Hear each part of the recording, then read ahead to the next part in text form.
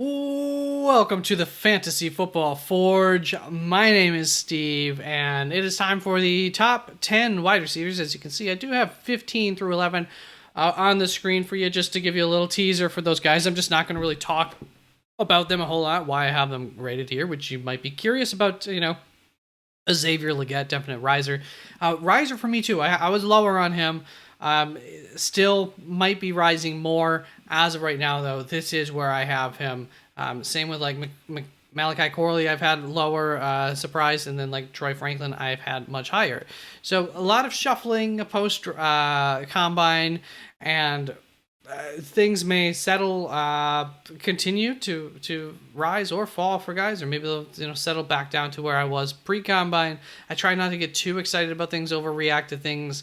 But, we're only human, so sometimes maybe we do. But yeah, I was impressed with, for instance, Xavier Leggett, a little bit more than I expected to be as far as how he turned out. I guess I just kind of overlooked that. I don't know if I was pessimistic towards him, or if I had just watched somebody who was really fast right before watching his tape, and then he looked slower to me. That was a definite part of it. So now you combine in the speed with the size and everything, and I see what people were liking. So, like I said, I know it's only 15 for a lot of you. That's low. He might get higher, but I was lower than that on him previously, and I'm getting on board. So, there's that. A little bit just quick about the video. I apologize. Don't have video of the guys that I'm going to be talking about in this video. I did it last year. Bunch of the stuff got copyright claimed. It was really, really annoying, and I just don't have time to mess around with that to take stuff out of the video once it's copyright claimed. Leaving it, I ain't messing with it. I like it when it's in videos too. That's all I gotta say. But not to be for now. But hopefully, again, in the future, I'll be able to get back to putting some more. I'll figure that out, and which teams I can and cannot show and whatnot. Not 100% sure on all that. So, this is my 15 through 11 for the wide receivers. Xavier Leggett in my wide receiver 15. Malik Washington, if you haven't heard about him, very exciting player to watch. And at my wide receiver 14, and I kind of like him more than Malachi Corley, but when I look at everything, and I just say strictly here, I'm looking at the paper of this whole thing, which one's the better bet for the next level at the NFL? To me, it was Malachi Corley. There's some similarities between Malik Washington, Malachi Corley in terms of they're both slot receivers. Is essentially what I'm getting at. So I compared them since I had them really close in my rankings. And I was trying to figure out for Malachi Corley, really, did I want to put him ahead of Malik Washington or not? Malik Washington, only 5'8", 192 pounds. There's some concerns there with his size. Translates less at the NFL level than a guy at Malachi Corley's size. It's not like size-wise, he's big. It's not like he's a prototypically tall kind of wide receiver or anything. A lot of people comp him to Deebo Samuel.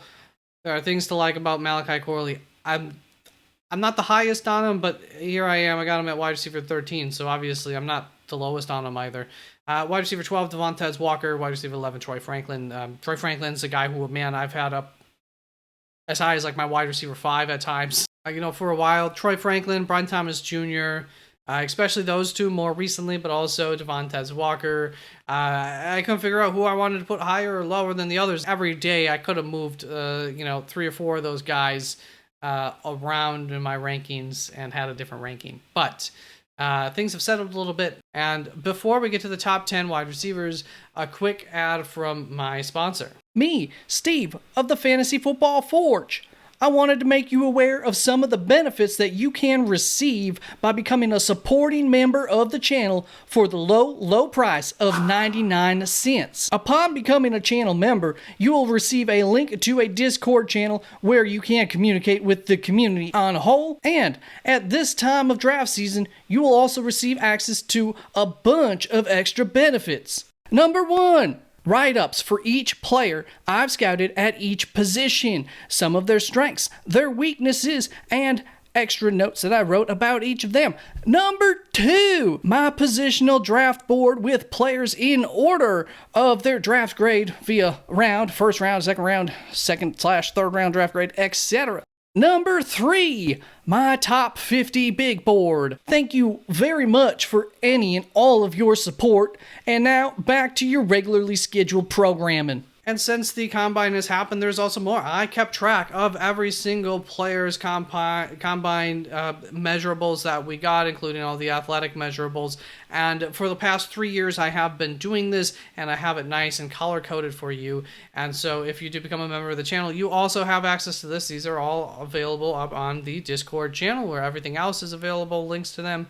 And this is how they are color-coded. So enough of that. Let's get to what you are here for. And starting off, we're going to get to the number 10 tight end, wide receiver, not tight end, Ricky Pearsall, who I have a second round grade on. That is the little number in the parentheses next to the names. And Ricky riser here, late riser. I liked him quite a bit. Still like him quite a bit. But yeah, he just rose a little bit more for me. I was a little impressed with his combine, so that definitely did not hurt him at all. And he is an I don't want to quite say elite separator, but a consistent separator, and he's got very good smooth route running. And those are two things that were notes that I had prior to the combine, and they were very much validated and even shown. That's like, I have no concern about this translating at the next level just because of where the athletics are at. He had an elite 3-cone and shuttle timing, ultra dynamic agility type of numbers. So you love that. And in terms of his, ability to hold on to the ball, 6'1", 189 pounds, not the biggest guy in the world. It's perfectly fine. He had a very low drop rate at 3%. He's good at getting the ball, whether he's wide open or it's a contested catch. He's also very good at those. He's good at tracking the ball deep, over the shoulder, those kinds of throws on underthrown balls. He comes back to the ball, draw that penalty in the NFL level. Very good there. Special teams, yep, he's going to help you out there. Probably only for 1 or 2 years before he's like one of your 2 best wide receivers, and you don't want to use him on special teams returning anymore kind of guy because, he's pretty good. He does not excel in the short range. He's not someone that you're going to manufacture touches for too often. His 10 split was absolutely terrible compared to, once again, like his agility even, and his 40 time. Like, it just was not a good 10 split despite having a good 40. There were a couple oddities with 10-yard splits, though, that just didn't seem to add up for some guys. So maybe we'll take that with a little bit of a grain of salt, but you didn't see like a whole lot of manufactured touches for Ricky Pearsall. I will say with the 3-cone and the shuttle, that leads me to think that maybe he could do some of that stuff, but once again, didn't see a whole lot of that on film, and it's just not an area that he excelled at on the field in college. And another drawback for him is every team really hopes that their wide receivers are going to be able to pitch in when it comes to blocking. He's not really a whole lot of help with the blocking. So I think for some teams, it's really going to be a big knock on him. For other teams, not such a big knock. So that'll depend on each specific board. Really, really sweet highlight play of his. He's facing triple coverage, gets the ball, catches it down the middle of the field, overthrown, catches it something like this, if I recall, as he's getting hit from, once again, triple coverage, like 3 different dudes, and he comes away with the reception. It's just amazing. Really, really, really good concentration, contested catch there. Cool thing. And he appears to be a humble player. He doesn't get too crazy when he's finds success on the field, which always I do prefer that a little bit. Not that I have anything, fun celebrations are also fun. So, but there's something to be said about a man who expects much of himself and doesn't get excited at every little thing that he accomplishes on the field. Just gets back to work. So you like that. That's going to be, tells you a lot about his personality and once again, what teams might be better culture fits for him, etc. Then pick wide receiver 9. I've got Roman Wilson right here. A second round grade on Roman Wilson. 5'11", 185 pounds, so a little bit shorter, a little bit smaller, all in all, than Ricky Pearsall. Quite a ways actually. 2 inches shorter Only 4 pounds lighter, though, so not quite as slender. Got some decent girth to him. Another guy who's definitely more of a slot wide receiver, primarily. But just like Ricky, he can attack you at all 3 levels of the field. He had above average straight line speed, and he himself actually did have a good 10-yard split. Once again, good separator, good route runner, etc.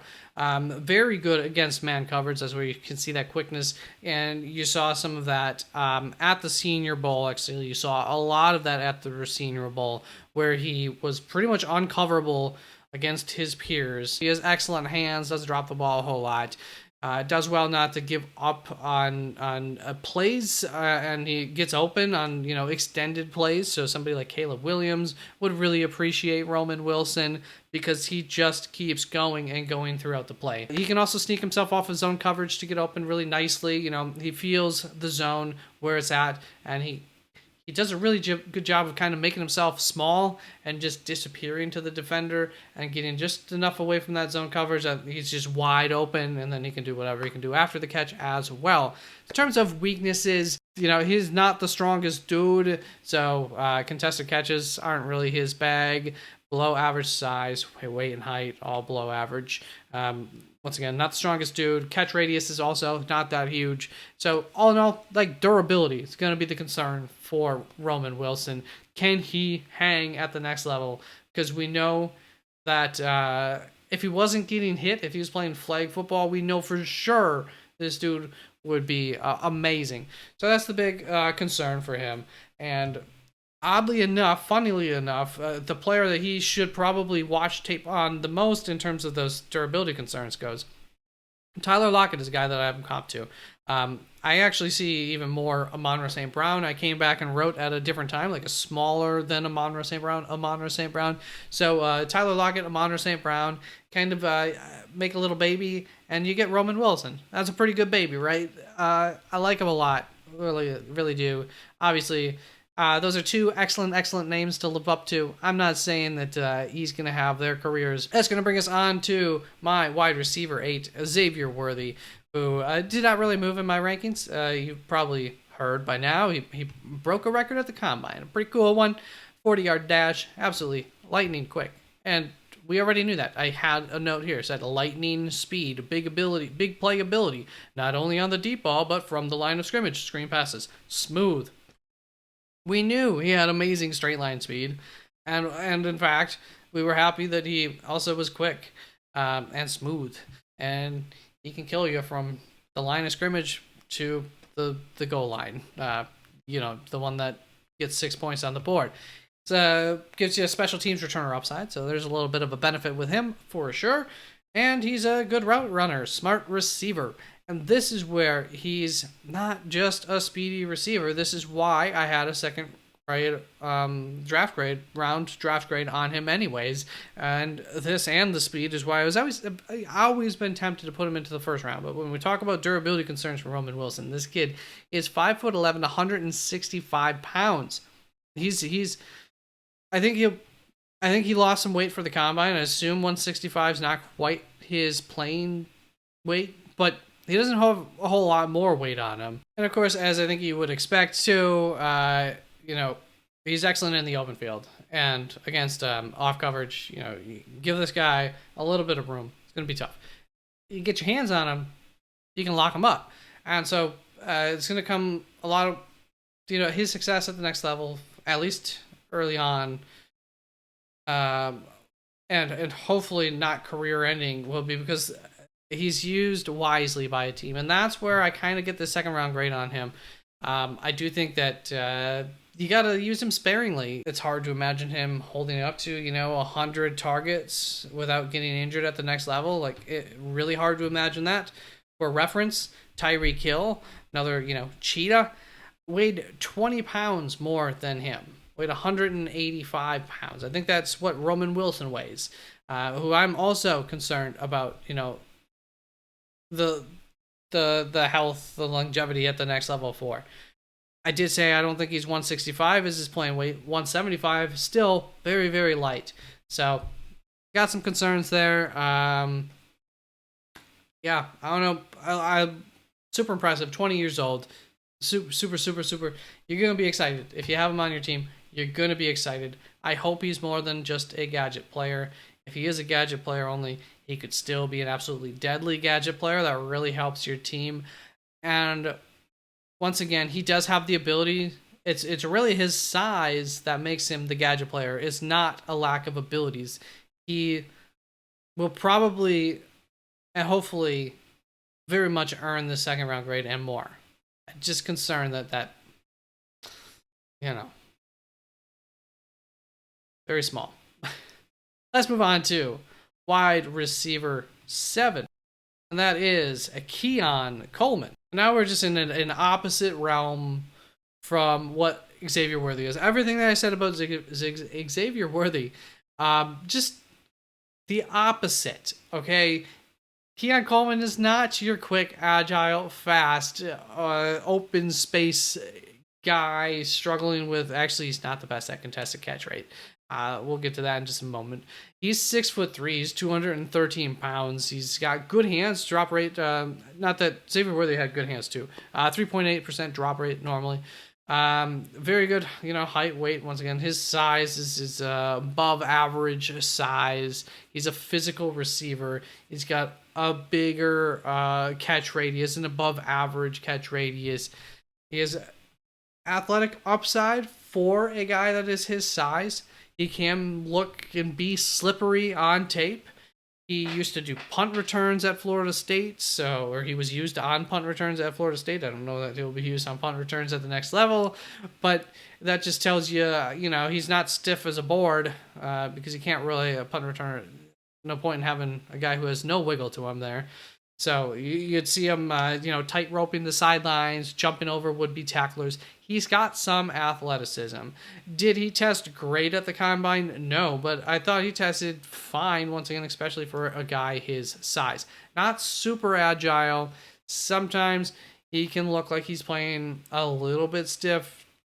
And I don't even know that I saw that so much as like just struggles to, well, I guess it depends the route, stiff still doesn't feel like the right word because with the ball in his hands, he's got wiggle. When he's running a route, he doesn't quite have that wiggle. He cannot separate.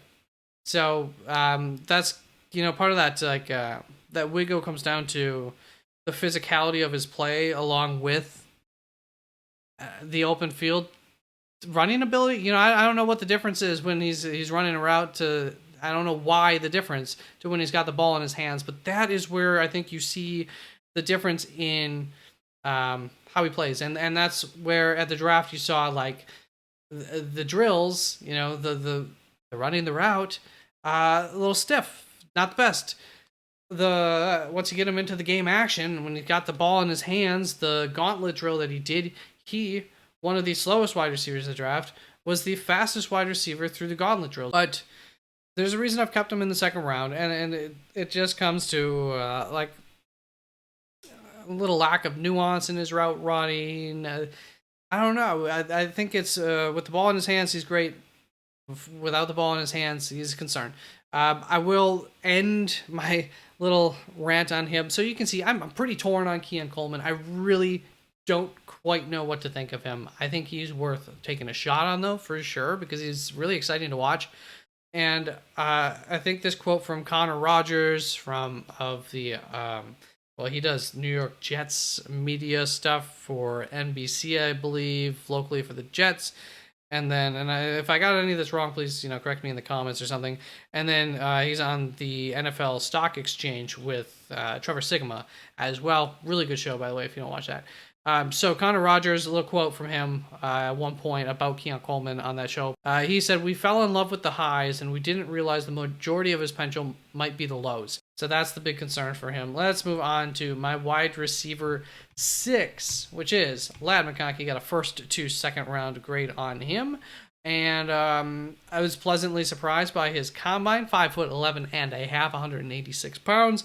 And, I hate to admit it, but it took the combine, some of these numbers, and for me to watch the tape again. Before I'm doing each of these videos, I'm rewatching these guys and reevaluating them a little bit, kind of quicker than my initial reval.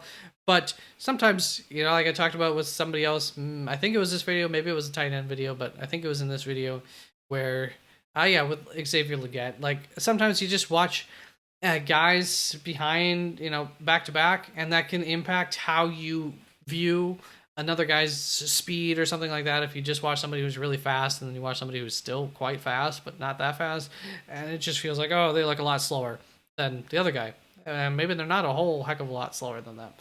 It can impact how you ultimately feel about these guys. So as I was getting to, for Lad McConkey, like I was putting him into this slot role, and then he has the combine, and the first thing I did is I go, well, I wanted to see, did he actually run from the slot a lot in college?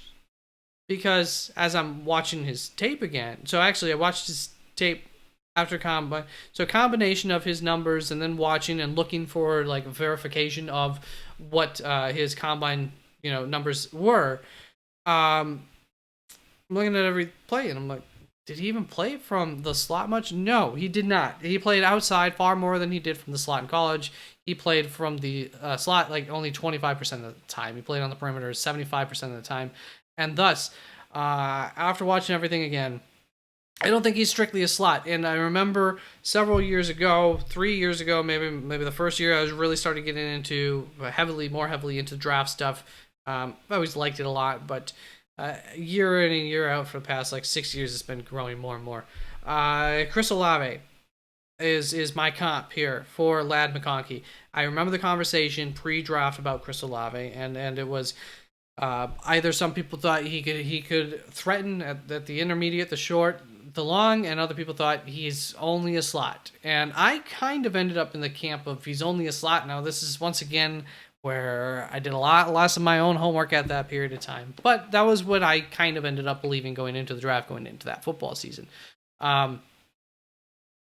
You look at the measurables between Lad McConkey and Chryst Olave, very, very close.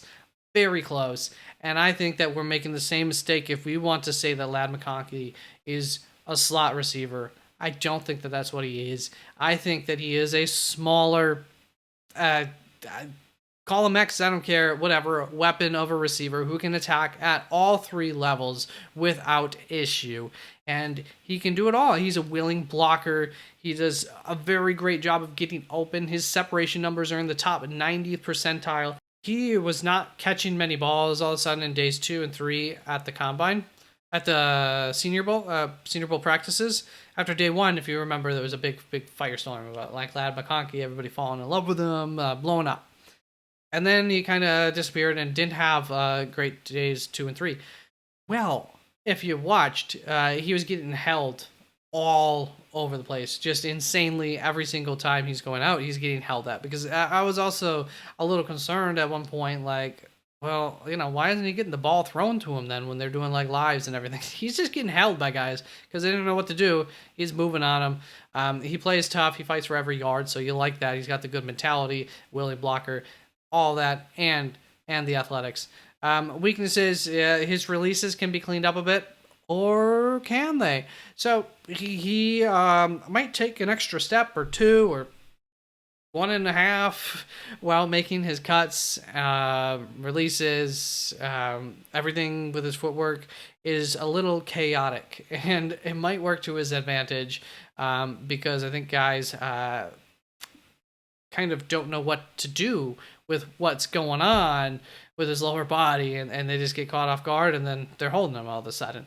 And then, of course, Lad McConkey, not a great catch radius. Horrible catch radius. So that's always a problem. Hopefully you get a little more accurate quarterback thrown to him, and there we go. Problem solved. I think he's got a lot of potential. First round might be a little bit rich, but I would understand it fully. Would you take Chryst Olave in the first round? You would. So, no problem with it. Love the man. Let's get on to my top 5 here. Spent a little too much more time on them, but you hear about these top guys so much more that less reason to talk about them. My 5th wide receiver right now is Brian Thomas Jr., a guy who I keep waffling back and forth on whether I like him or not because he seems very one-dimensional, and I don't know that one dimension is worth drafting in the first round, but at the same time, you see the potential with him. 6'3", 209 pounds. He looks the part through and through, and of course, he's sitting there making big plays, and he's got Malik Neighbors on the other side, so he's still making big plays, and that probably helps. And it's just an explosive offense. You got Jaden Daniels throwing to him. Have a great year. He's a deep catch threat, right? Highly athletic. Very, very good combine numbers. That's another reason why it's hard to get him any lower here. And that's why he didn't fall at all. He lived up to what you were seeing on tape as far as the combine numbers go. But when it comes to short, intermediate routes, breaking in and out of them, just not something that's a strength of his at all. He kind of struggles with it. And they didn't always ask him to do a whole lot more. His route tree itself is not fully developed. He's going to have to learn more at the next level. So you're getting a guy who can do one thing very well, hopefully. Also, he's good at contested catches, by the way. But no, he is not my MVS kind of pick. That's more of a Troy. Gosh, he gets out of your top 10 and all of a sudden you're forgetting his freaking name. Troy Franklin. MVS, Troy Franklin, I see more common there. But, yeah, you're going to have to develop that stuff for him. I don't know. But the upside is absolutely fantastic for Brian Thomas Jr., too. So I'm not like one of those guys who thinks he's a top 15 or thinks that he's pushing Roma Dunze to be one of those, or pushing into the argument to make it a top 4 or anything like that.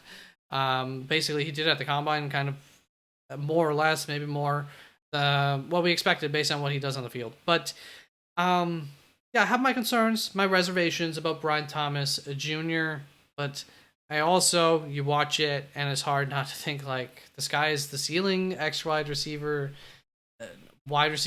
1, or an incredibly strong wide receiver 2, T. Higgins, something like that.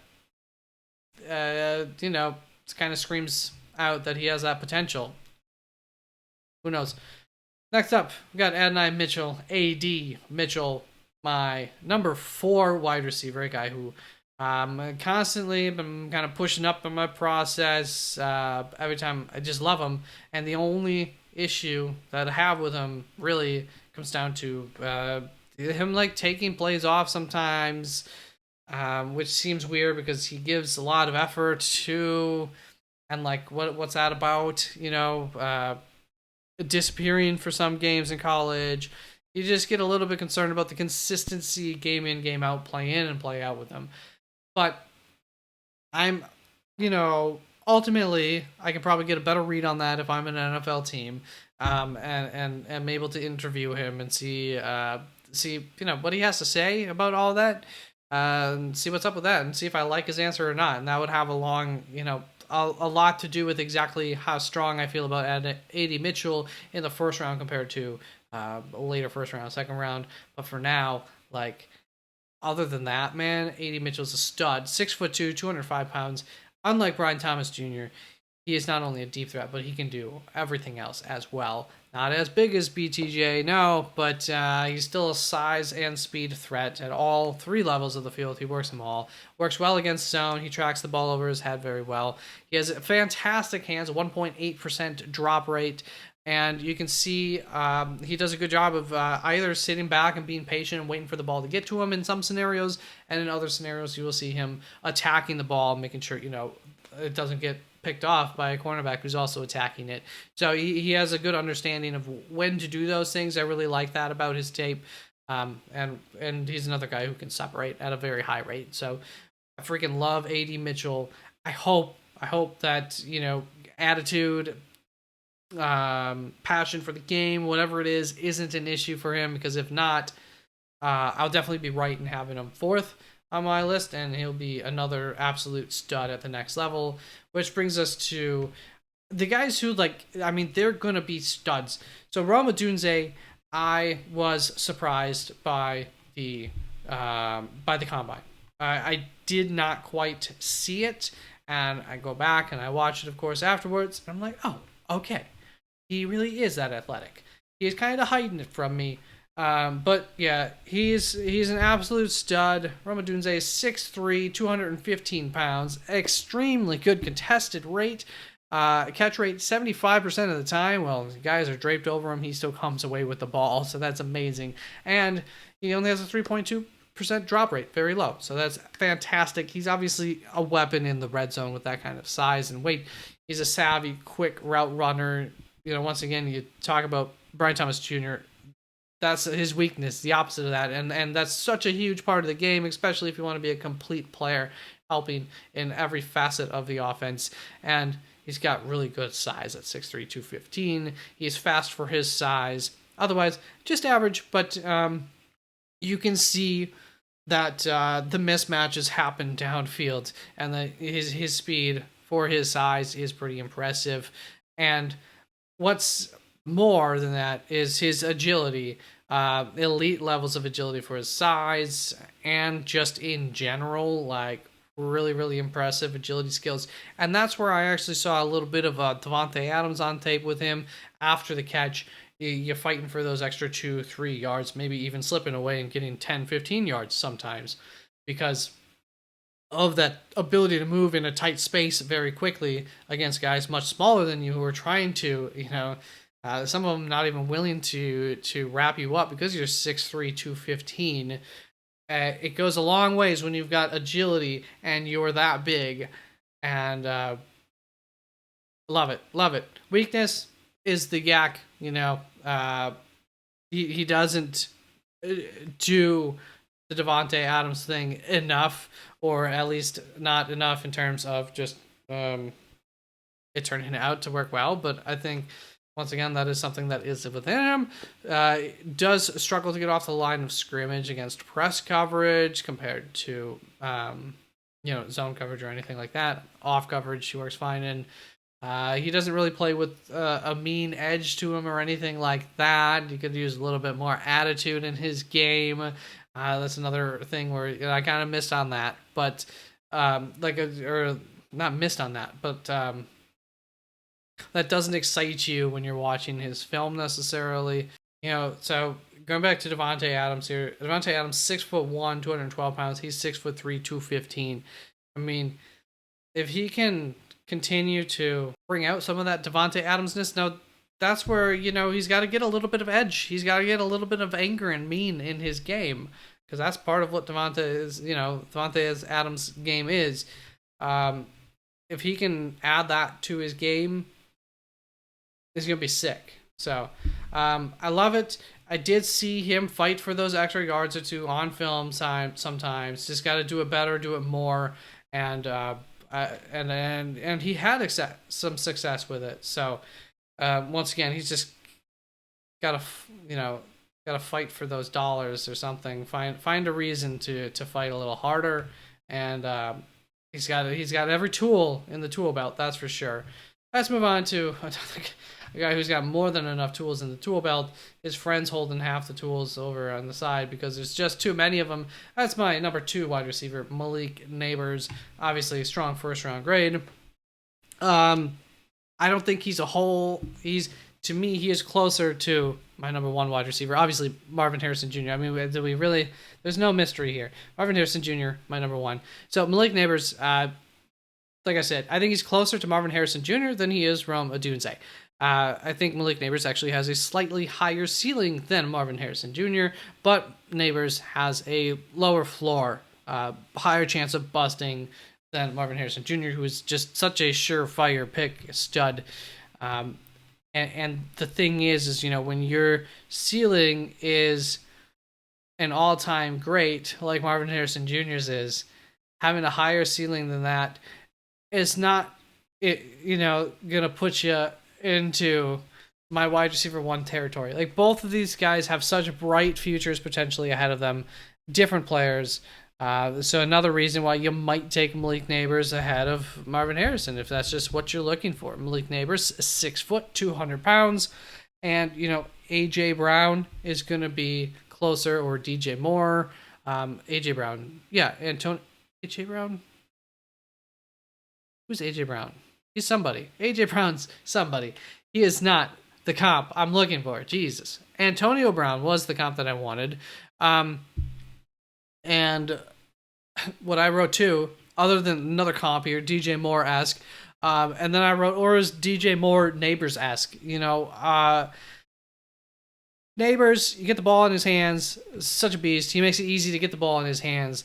He absolutely wrecks man coverage. Crisp route runner. Sometimes he basically floats as he makes cuts, like he's making the cut, and is he floating on air? I don't know what's going on. Did the video game glitch? Because wait, he's going that way now, and it's just beautiful. He's extremely explosive. His speed of change of direction, his ability to manipulate his speed is all fantastic. You love, once again, wide receivers running full speed throughout their routes is not what you want.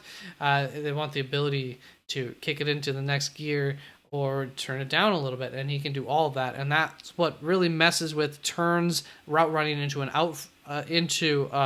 art form, and messes with defenders and allows some guys to just absolutely kill defenders.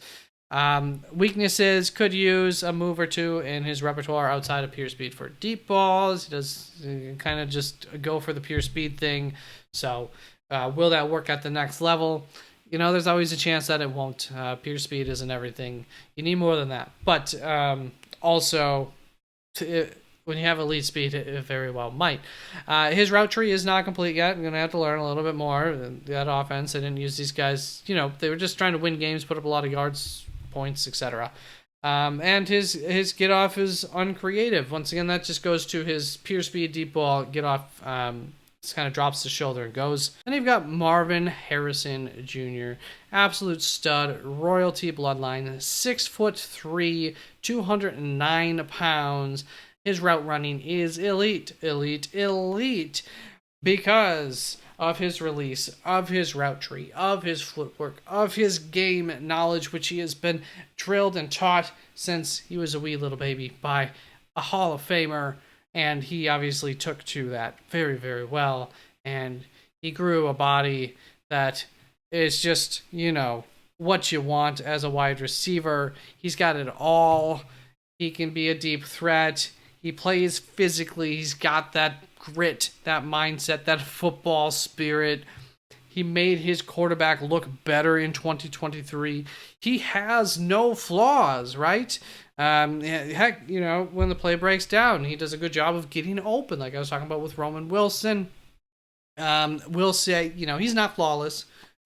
His hands could use a little bit of work, at least compared to this year, or maybe the quarterback's balls, I don't know, didn't work. But he had a drop rate that was 8.2%, which is above average, so that wasn't fantastic. You'd like to see him not drop those balls.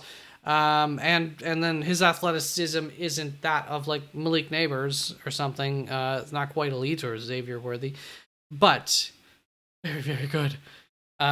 He's had a production. It's not like he's a 1-year stud. He's had this production for years and years and years and years.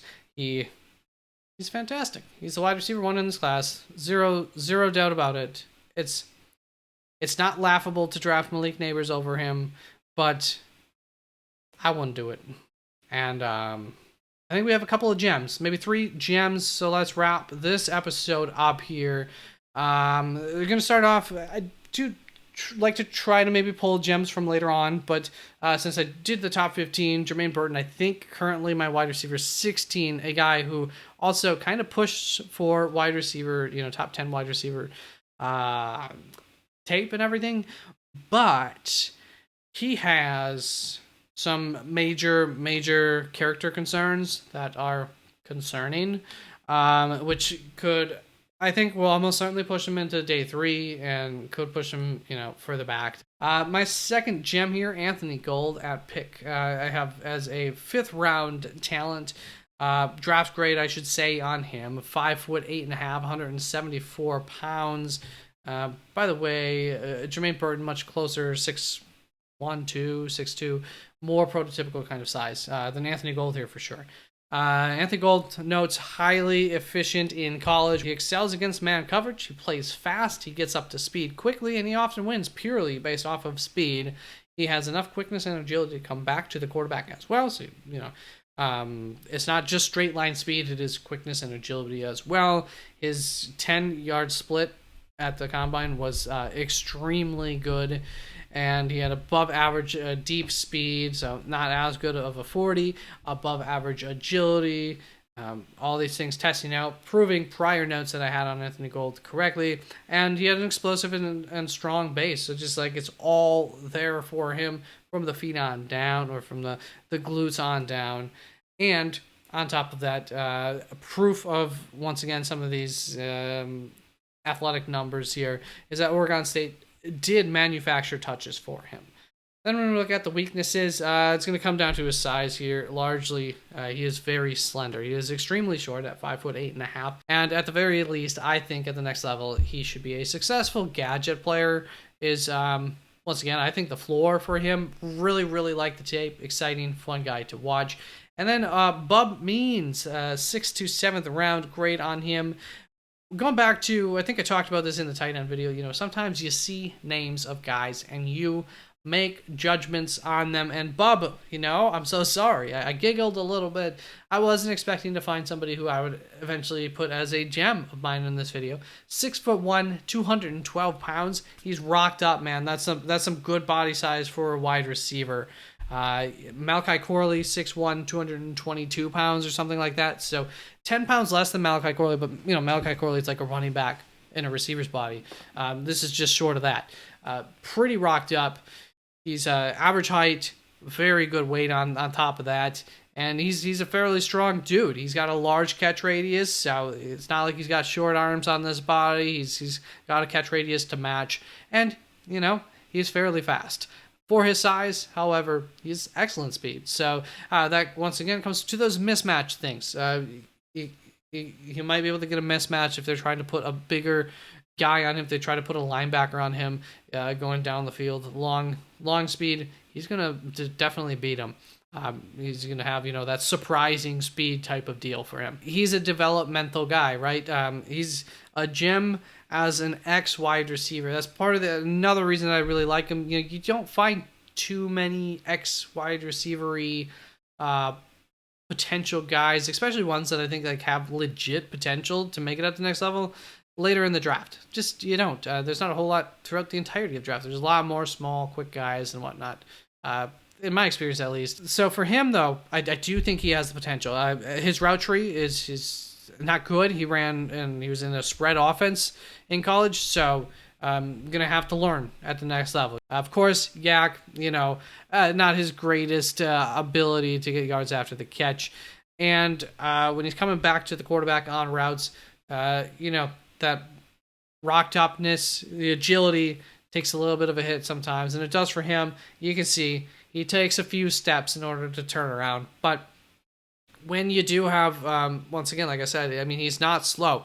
When you can threaten deep, as a guy his size, you can catch guys a little bit off guard. That extra step or two that you took, you know, you'll get tackled immediately, but at least the ball doesn't get picked, basically, because the defender was playing far enough off that they weren't able to make the play. So I do think that that could work in his favor at the next level, that people won't just be able to sit on top of him and get the interception like you saw like happen to Devontae Walker at the Senior Bowl several times, that kind of thing. So there you go. Bub Means, man, you know, let's just say the not Devontae Walker light, but he's somebody, he's something. I really like it, kind of a unique build, and I like the tape on him, and you know, looking forward to whatever he does or does not do at the next level. We'll see, probably a few years, but of learning to do yet, you know, over a year at least. But thank you very, very much for tuning on in. Hope you enjoyed the video. I'll catch you in a few days with the running backs, and if you did not notice yet, quarterbacks and tight ends video was released a few days ago, so check that out if you have not. Bye-bye.